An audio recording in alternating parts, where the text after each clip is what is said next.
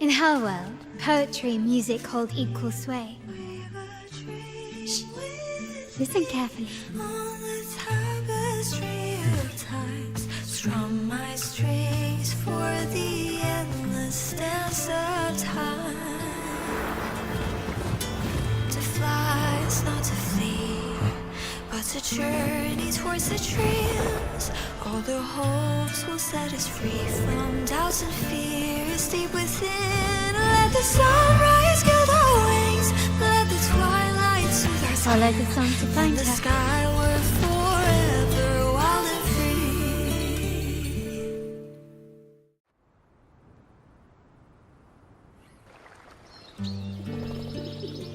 free. Rover! Carlotta!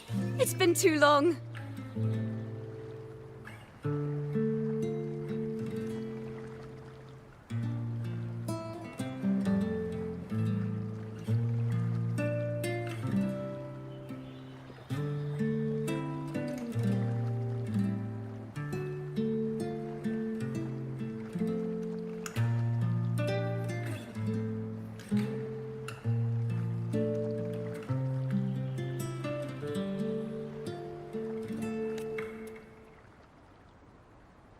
You really must adore that song.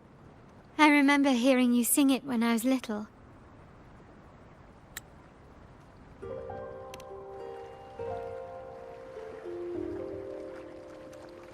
When I was a child, whenever I passed by Chacona's house, I'd always hear music drifting from the courtyard. Lively, spirited, and so full of emotion. I remember it well. Those two guards of yours were like giants from Septimont. Easily 200 pounds of pure muscle. Back then, Chacona's family conducted the Order's choir.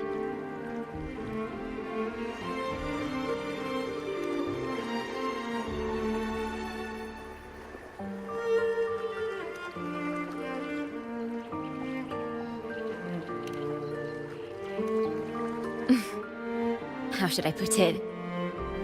Well, as they say, families are always rising and falling.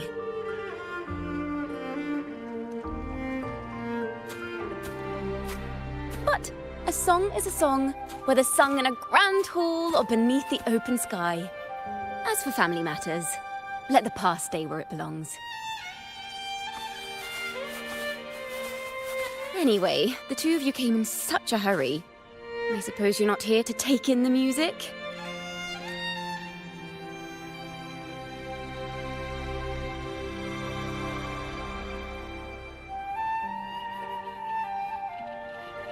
Oh, so you eavesdropped on a man rambling on in C3 Sharp, and then, poof, out pops a monster.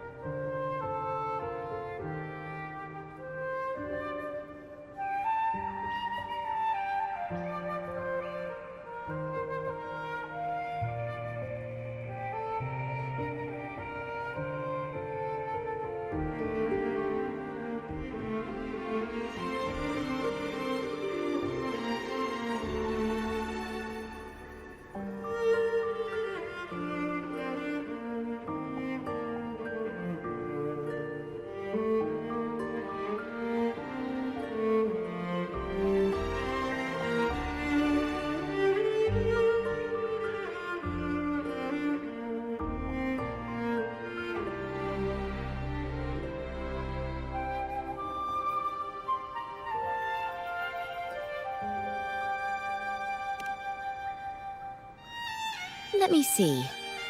It should sound something like this. About that, Sharp Rover.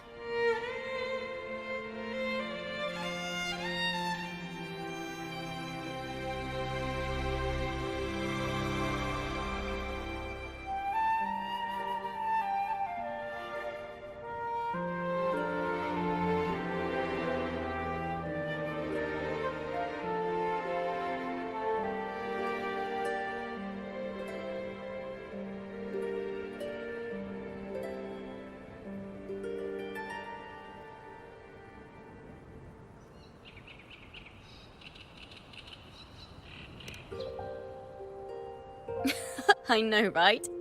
We should suggest to Miss Margarita that she add new signage. Sing with civility. It starts with us.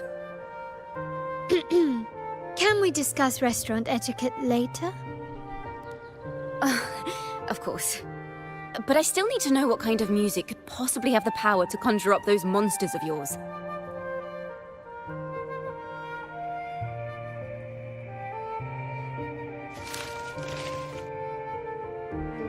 The Golden Anthem.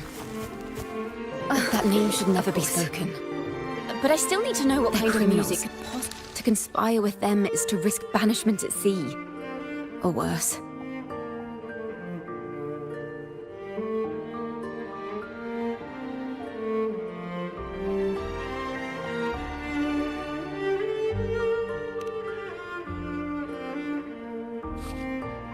Don't worry. This won't be the first time we've crossed paths with the Order. Fine. From what you've told me, the composers of this poem cursed Rinasita, spelling the fall of Raguna.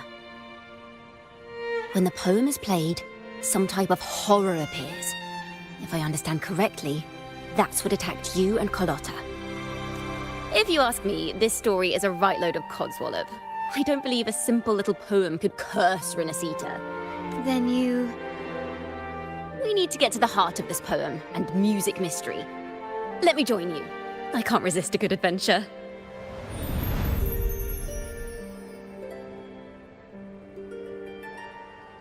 I'll help you find the link between the music and those daemons.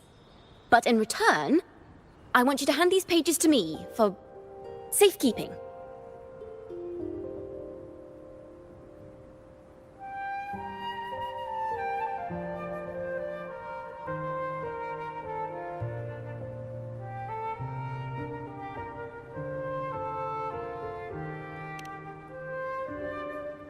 Then we have a deal.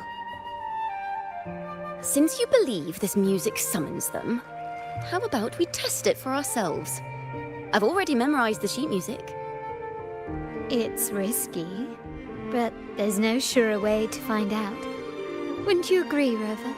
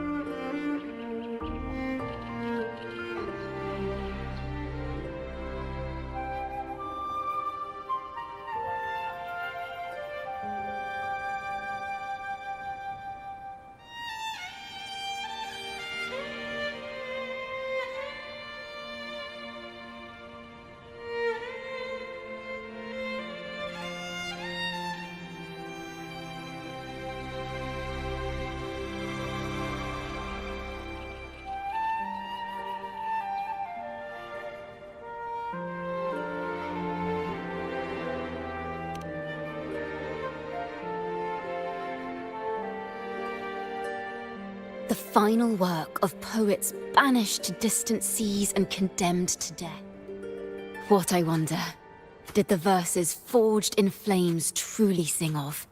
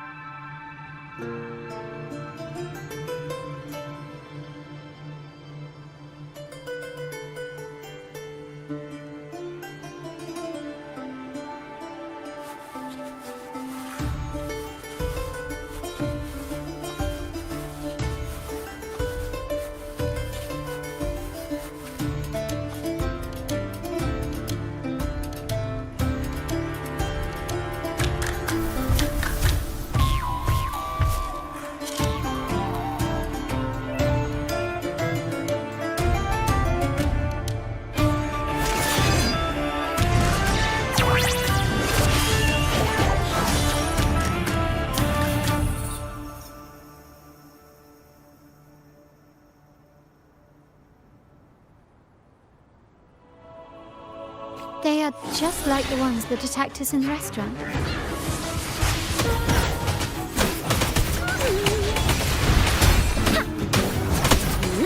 Such is their blessing.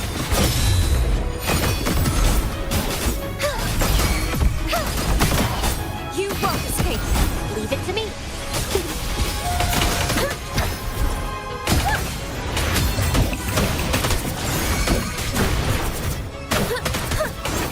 A perfect chord. Collapse. Such is their blessing. Oceans, bow before me.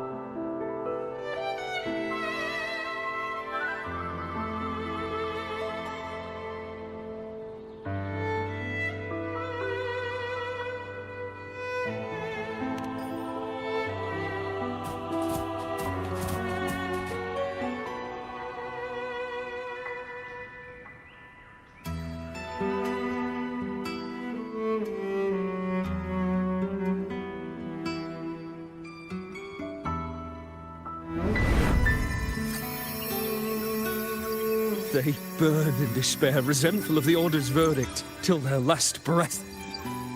Their last work is nothing but a curse upon us all. With our bodies to fuel the fire, the ensuing furnace shall forge Raguna's true gold. Is it saying Raguna will burn to the ground?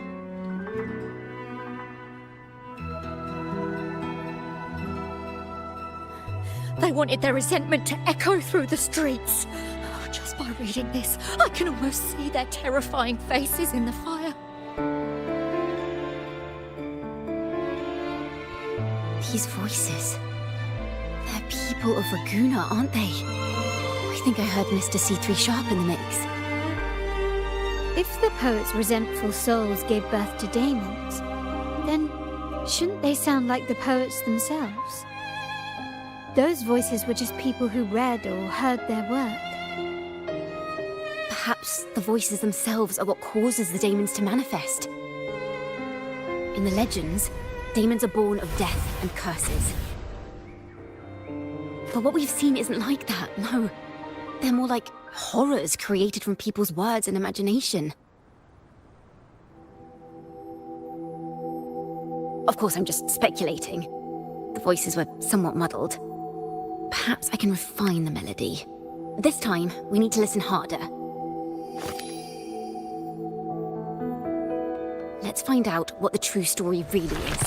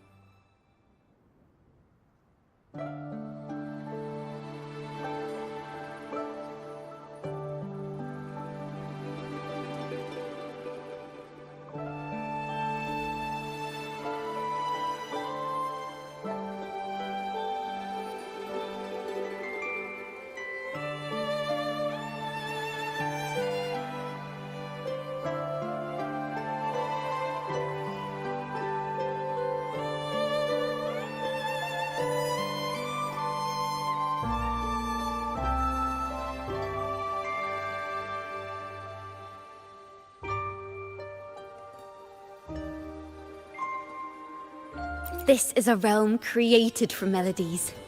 Music can transcend space and time to bring memories and stories to life.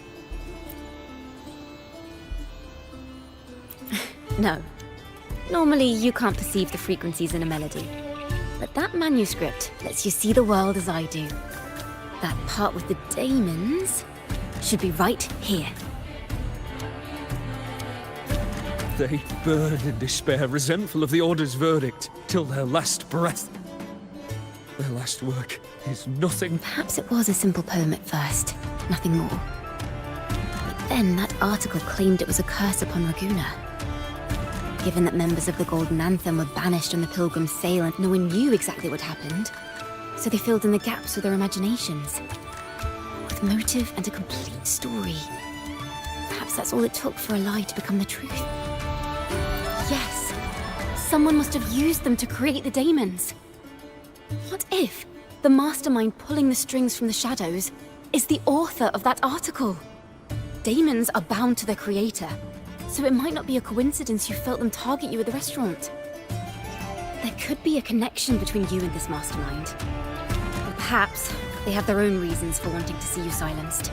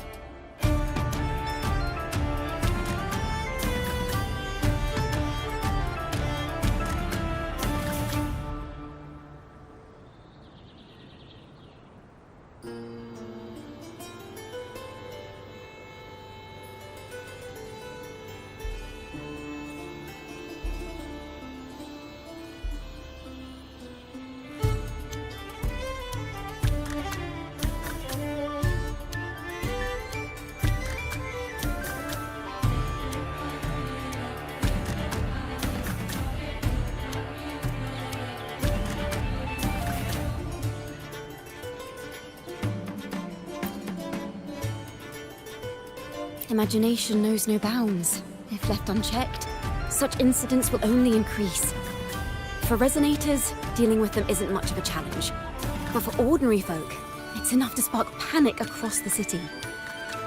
Finding the one pulling the strings should be our priority.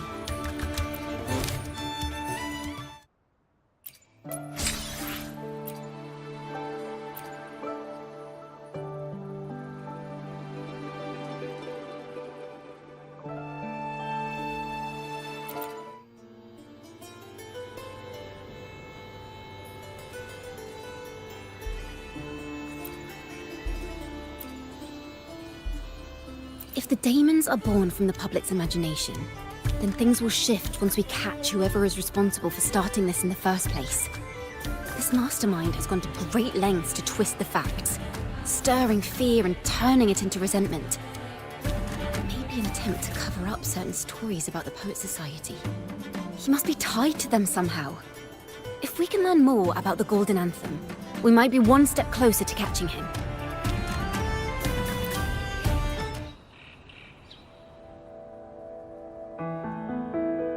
Music and poetry are born from kindness and hope. Yet now they've been twisted to create these monstrosities. Whoever is behind this won't just sit back and watch. The thought of confronting them is already inspiring me to write a ballad. What should I call it? Which instruments would fit? Our enemy hides in the dark, while we remain in the light. If that's the case, we need to split up. With your tenacity and Kona's expertise, we will uncover the truth. Someone has pointed a gun at Cat's Eye. Someone ought to pull back the curtain and expose them. The family has its ways. Tracing the article's source and finding this mastermind won't be a problem.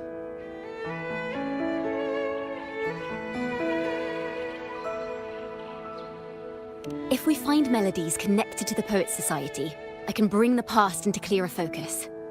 I've got it, Rover! I know a place where they've definitely left their mark. Let's go! Onward to new melodies!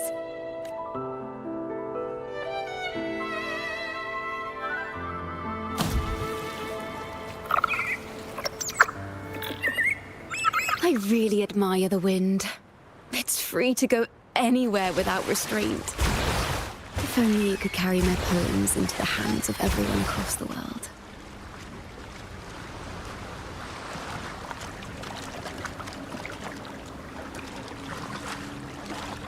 La da da da da da da. La da da da da da da. La da da da da da da da da da da da da da. Da da da da da da da. Da da do do do do do do. La na na na na na dum ba da da da.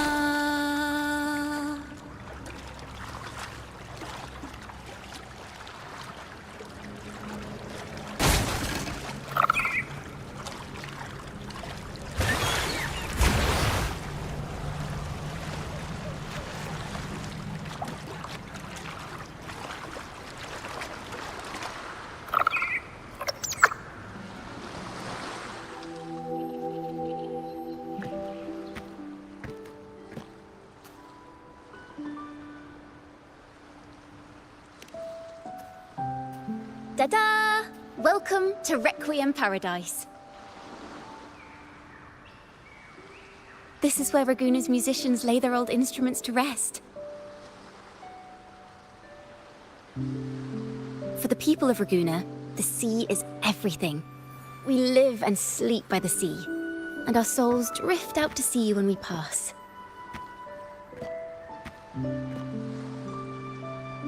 Since an instrument is an extension of the musician, it's only fitting that it's buried by the sea.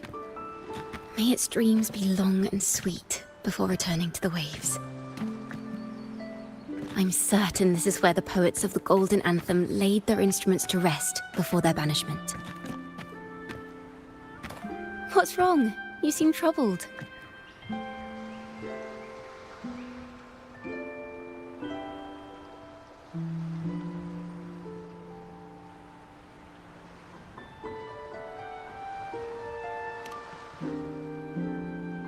Is that what's been on your mind this whole time?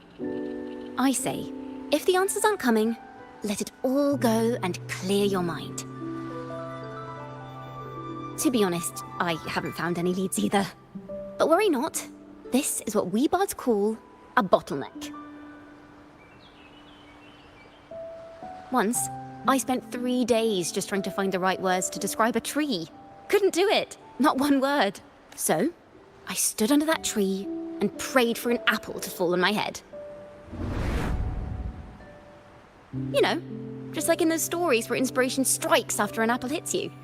And, well, at least you get a snack out of it.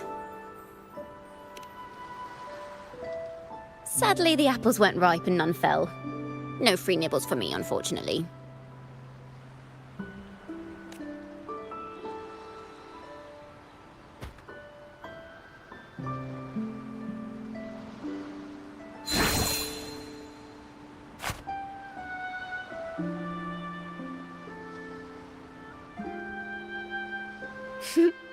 Try it.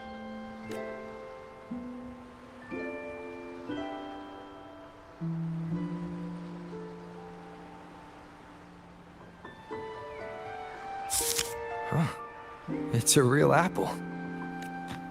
Later, When I finally decided to leave, I looked up through the gaps in the branches and suddenly saw a blooming flower atop a cliff. Turns out, even without an apple, inspiration may yet strike. But if I hadn't stood there, I might have missed that unexpected burst of beauty. So, maybe this is enough. Let's put aside heavy thoughts and continue our walk with a clear mind. I'm starting to understand why Carlotta calls you Topaz. Is that so? But I'm nowhere near as dazzling as the sun.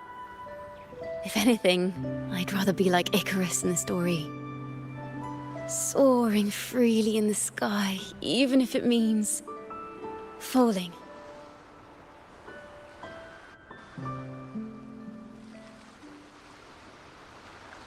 I sense the melody of an instrument close by. Let's search for it.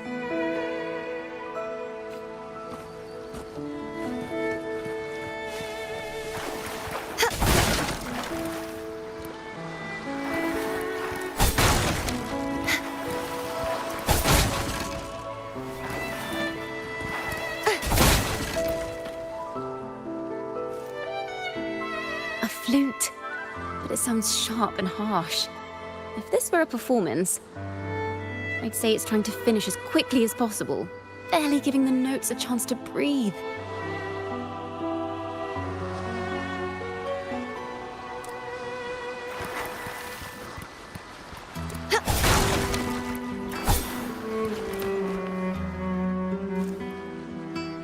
A harp. It's in excellent condition, but its tone is flat and dull. Let's keep it for now and see if there are any other instruments nearby.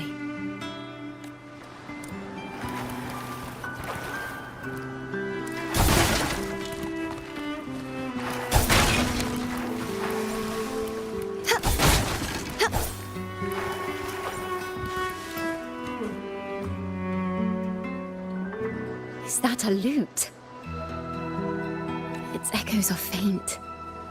Perhaps because it's been abandoned longer than the previous two. I'll need some time to decipher it. Wait. The sound may be weak, but there's an undeniable strength to it. Rover, behind you!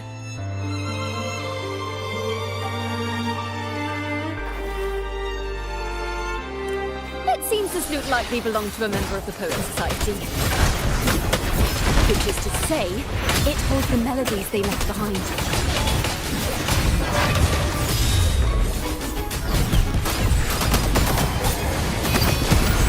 Oceans. Bow before me. Sentence before.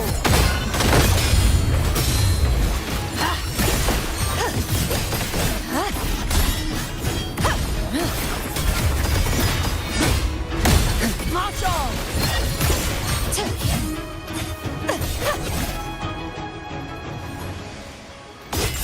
Charge forth with me.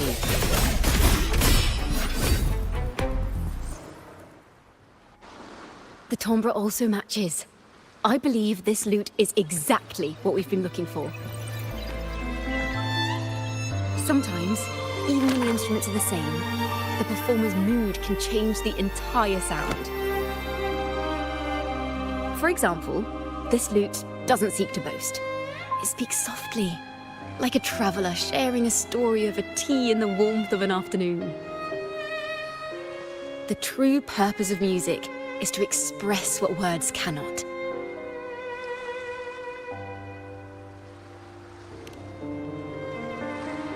Rover, if there's something you want to say but can't put into words, if you sing it, maybe I'll understand. But I haven't even heard you sing yet. Me? Perhaps another time. Once all this is settled, I'll perform for you. Be sure to listen closely then. Now, it's in the lute sounds. I hope this melody holds a tale worth telling.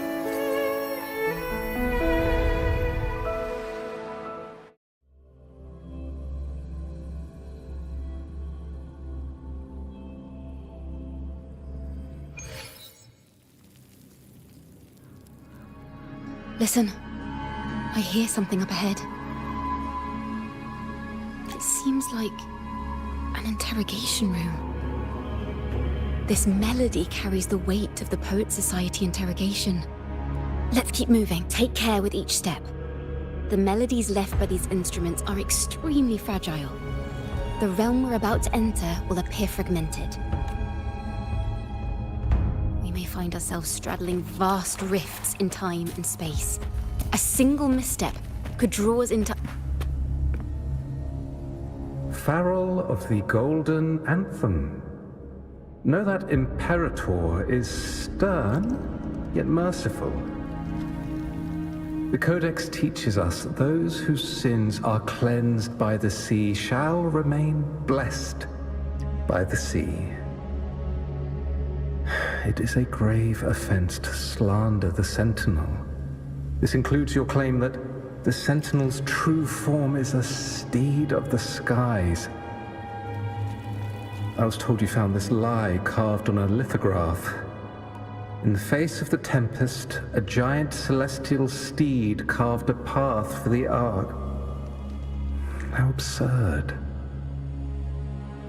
If you admit you were mistaken at tomorrow's trial and reveal where you have hidden the evidence, I will move mountains to protect you and your companions. Remember, Imperator only responds to repentance, not silence.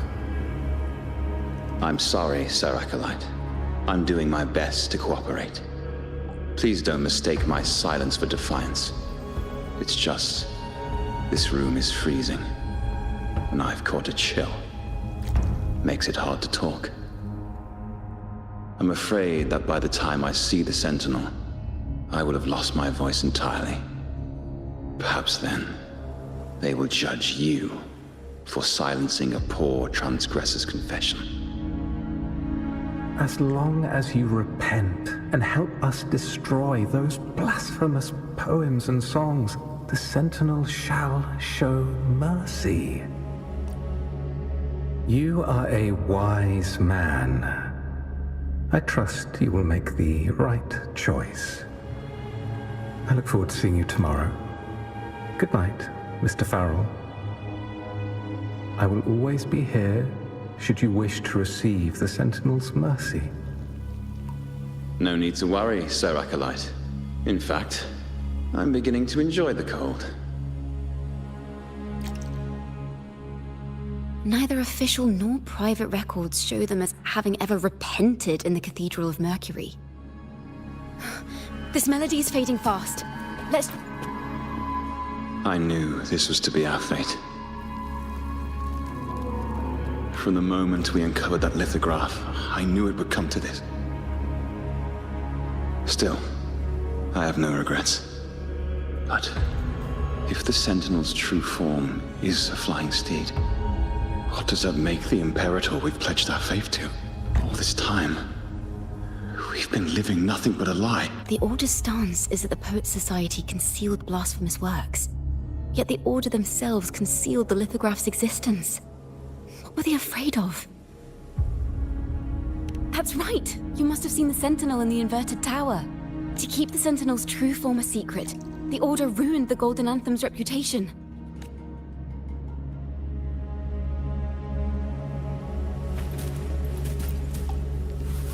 Farrell's gone mad. He ought to have hidden the truth in our secret study. Why would he slip this dangerous knowledge into his poems and hand them out to children? We ought to have buried the truth. Buried the truth. It just occurred to me. Is that our mastermind's true aim? Not only to bury the past, but also to silence those who know the truth. Like you. To that end, he stirs panic to deepen Ragonese prejudice against the Poet Society, using this opportunity to create monsters born from our words. Words and music are weapons without form.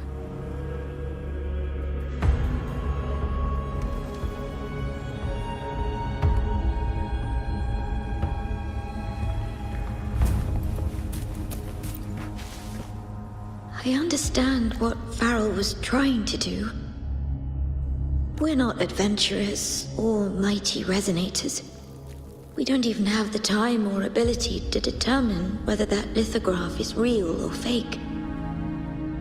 Farrell only wanted to share the voice of uncertainty. He hoped someone might understand his doubts.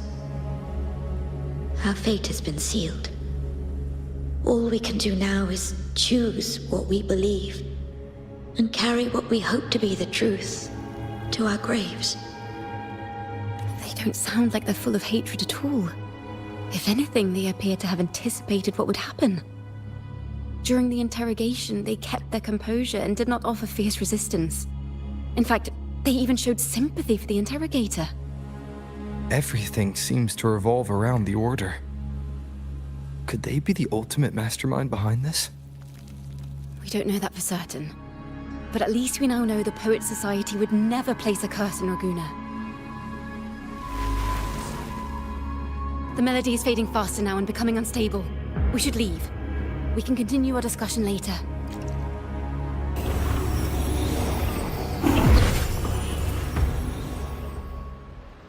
Where is this place? A study? Chacona, are we? Chacona? We must have gotten separated. Chacona did say even a slight misstep could draw us into other melodies. Am I? You are to build a home here, like seabirds. Dwell upon the water, just as countless stars dot the night sky. I don't know if what I'm feeling is right or wrong. They were clearly the Sentinel's cantors. Why would anyone call them criminals who insulted divinity?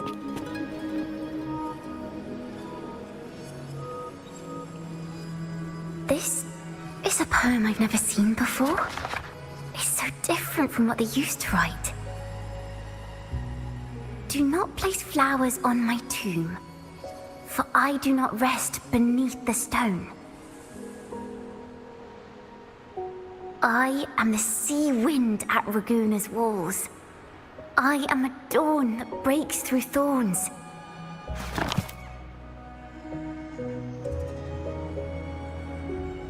I am a nighthawk of wings aflame, soaring towards the celestial steed, whose praises I sing and whose true form I behold. A flame, celestial steed, true form I behold.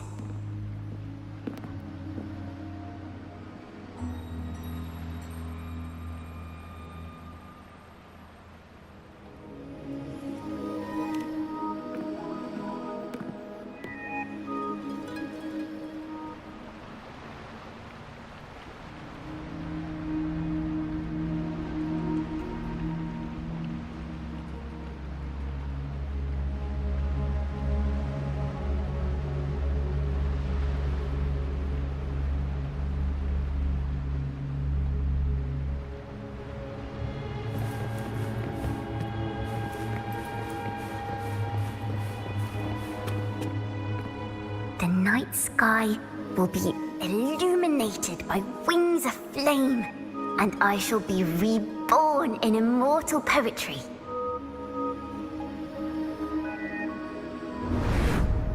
Because they cannot banish the truth, the Order of the Deep instead banished us to the sea. Our thirst for truth is why we were cast out. No matter what, remember this. The truth will always exist. And the truth is gold that is unafraid of the fiercest of flames.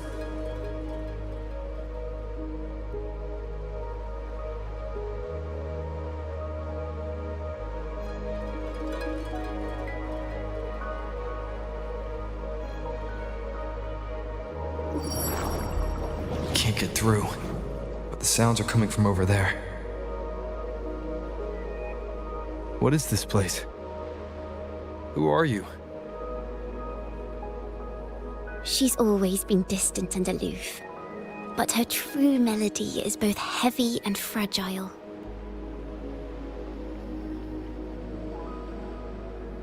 Chacona Toccata. As long as you still draw breath, lift your eyes and look. With this poem, your life is eternal.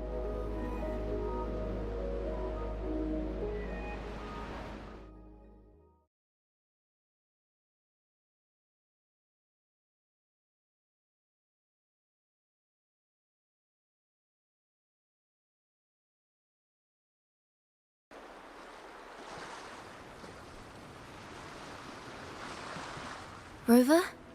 Rover, are you all right? Finally, I got you out of there. You must have been drawn into a different melody on our way out. I just walked into his study and ran into a strange little girl. She seemed quite taken with the Poet Society's work. She mentioned a name. Chacona Toccata. I see. I don't know who you met, but Toccata is my family name. As I said before, for family matters, let the past stay where it belongs. Just call me Chacona. We don't need to overcomplicate things. Well, we have made some progress. The melody we were in gave me a hint on what to do next.